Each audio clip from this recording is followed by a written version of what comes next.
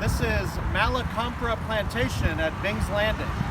Recently rediscovered in 2003, 2004. It is now open to the public, and it is a Flagler County park. We're going to take a look at, this is the plantation house of Joseph Hernandez, who was a leading citizen in Northeast Florida during the early 19th century. So come join me and take a look at what the archaeological site has to offer.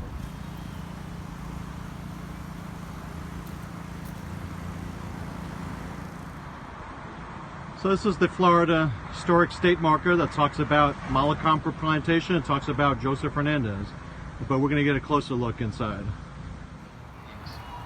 And this is the structure that houses Compra today, and we're going to go inside and take a look at it.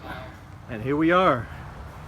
Let's go take a look and see what remains of these structures.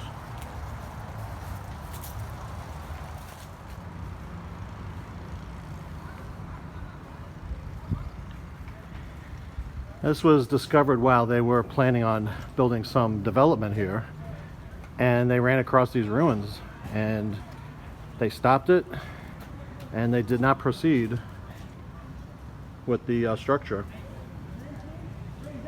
and they turned this into a historic park, which is great.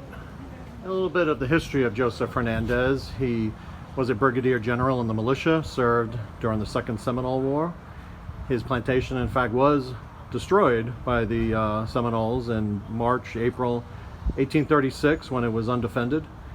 And before all this, he was a congressman, the first Hispanic congressman in the U.S. He served as the Florida territorial congressman, 1822 to 1823. He was also part of the committee that voted to make Tallahassee the state capital of Florida. So a very influential person in the early days of Florida history. And this board describes how the Seminoles interacted with Joseph Hernandez, and after they destroyed the plantation, it fell into history for nearly 200 years. It was unknown. They knew it was in this area along the Matanzas River, but until the construction work, it was unknown. And here are some artifacts. We have some pottery shards, some china. We have assorted pieces of metal. And here's a cistern well near the house.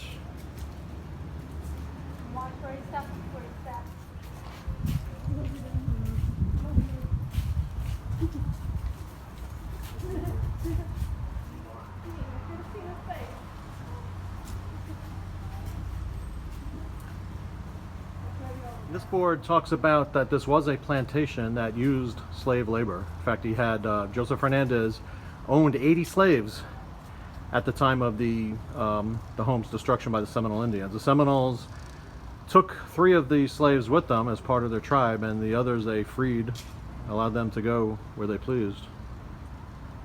And some more artifacts, including some sort of buckles and buttons. And over here we have some nails and some coquina building materials right here. On the grounds of the Compra estate and Bing's Landing is this interesting palm tree that's grown sideways.